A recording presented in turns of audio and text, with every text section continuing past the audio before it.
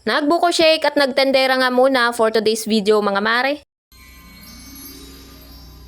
Magandang araw, another day, another mini vlogs. Maaga kaming tumawid mga mare papunta doon sa aming kubo at dumiretso na rin nga kami sa bahay ni na Christian. At bago yun mga mare ay dumaan nga muna kami dito sa aming taniman. Bali ito nga mga mare yung aming bagong tataniman at wala pa nga itong tanim ngayon. Hinihintay pa kasi namin mga mare yung seedling na aming itatanim at by next week pa nga daw darating. Medyo matagal-tagal pa naman mga mare pero sana bago nga dumating yung aming pantanim ay ulanin naman kami dahil magdadalawang linggo na nga na hindi umuulan dito sa amin. At kailangan na rin nga mga mare ng tubig nitong aming tanim na eggplant at talaga namang medyo maliliit na nga nagiging bunga. Kaya naman sana nga ay pagbigyan na kaming umulan. At din naman mga mare ay pupunta na nga kami sa bahay ni na Christian at dito nga kami napadaan sa gitna ng maisan. Ewan ko ba mga mare kung bakit dito nga kami napadaan ay meron namang mas maayos na daanan. At din nga mga mare ay nakita ni Mister itong may-ari ng mais at bibili nga kami dito ng pangpatuka sa aming manok. Mas makakatipid nga kami mga mare kung dito nga kami makakabili dahil mas mababa nga ang presyo. At pagkarating nga namin mga mare dito sa bahay nila Christian ay nagha-harvest din nga sila kaya naman ay ito at naabutan nga namin na nagbabandil pa sila. Bali kaya lang naman kami pumunta doon mga mare ay sasabihin nga namin na ngayong araw din kami magpapa-harvest. At pag-uwi ko naman mga mare dito sa bahay ay inasikaso ko na nga itong gagawin ko na buko shake. Gustong gusto nga ito mga mare ni Mister kaya naman kapag nagkikita nga kami ng mga ngawit ay nagpapakuha nga kami ng buko. Dalawang buo lang naman ito mga mare kaya naman ay konti nga lang ang aking gagawin. Kung meron din nga lang kayo mga maring blender ay mas mabuti pa nga na gumawa na lang kayo ng mga ganitong shake. Kung bibili pa nga kayo mga mare ay talaga namang medyo mahal pa rin nga ang ganito sa mga tindahan. Ang kagandahan nga mga mare sa ganitong sariling gawa ay masusunod mo nga yung fresh na prutas na gusto mo. At pagkatapos ko naman mga maring gumawa ng shake ay nasikaso ko na nga itong aking mga hugasin at talaga namang natambakan na naman nga itong aking lababo. Si Mister kasi mga mare ang nagluto ng aming almusal at talaga namang alam nyo na nga kapag lalaki ang na-assign sa kusina. At bandang tanghali nga mga mare ay nagready na nga rin ako dahil magiging tendera nga muna ako for today's video. May kasalan kasi mga mare malapit dito sa amin at yun nga ang aking sister-in-law ay magiging ninang. At dahil sayang nga yung kanyang kikitain mga mare ay ito at pinagbenta nga muna niya ako habang siya ay busy. Noong mga oras na ito mga mare ay pumunta sila ng simbahan dahil meron nga silang rehearsal. Bali yung kasalan nga mga mare ay harap nga lang nitong kanilang bahay kaya naman sabi ko nga ay hala at magbibenta ako dahil sayang din naman yung kanyang kikitain. Kaya naman sabi ko nga sa kanya mga mare ay paglalagyan niya ng presyo yung kanyang mga paninda. Para naman ay hindi na nga ako manghula mga mare ng kanyang mga presyo. Nag-iisa kasi mga mare ang anak noon kaya naman ay kapag nga may pasok ay hindi nga niya maasahan dito sa tindahan. Bali bukas pa nga mga mare yung kasalan pero grabe napakarami na nga ng tao dito. Sobrang na-appreciate ko din naman mga mare itong mga kapatid ni Mister at talaga namang kayang-kaya nga nila akong pagkatiwalaan sa mga ganitong bagay. At meron pa nga ako dito mga maring kasamang assistant at talaga namang tiga-abot nga iyan ng sukli. Bali pamangkin din nga mga mare ito ni Mister at talaga namang kasundong-kasundo ko nga ang batang ito kaya naman ay okay nga lang na ako lang ang kasama nito. Habang kasama ko nga mga mare ang batang ito ay talaga namang hindi nga ako nakaramdam ng init. At tingnan nyo naman habang inaayos ko nga yung kanyang buhok ay talaga naman sumayaw ng sumayaw dahil napakalakas nga ng tugtog dito sa kasalan. Lahat naman ng pamangkin mga mare ni Mister ay ka-close ko kaya naman talagang palaging napakasaya nga ng aking puso. Kaya naman minsan mga mare kapag nakakaramdam nga ako ng stress ay talagang parang gusto ko na nga lang ay meron akong kasamang bata. Kaya naman sobrang na-appreciate ko nga mga mare yung mga kapatid ni Mister kapag hinahayaan nga nila yung kanilang mga anak sa akin. Parang sa ganung paraan nga mga mare ay nababawasan nga yung pag-iisip ko at syempre yung pressure nga sa aking buhay. At tingnan nyo naman mga mare ang batang ito, sino ba naman ang hindi matutuwa kapag ganito ang iyong kasama. At sa video ito naman mga mare ay ito at dinagdagan ko na nga itong mga display ni ate. Para naman mas magandang tingnan mga mare kapag walang bakante itong mga lagayan. At pagkatapos nga mga mare na sumayaw ng batang ito ay talaga namang nauuhaw na nga yata ang kanyang pagkatao. At talaga namang may pag-model pa nga na nalalaman. O siya hanggang dito na lang mga mare, maraming salamat, stay safe, God bless, bye, bukas ulit.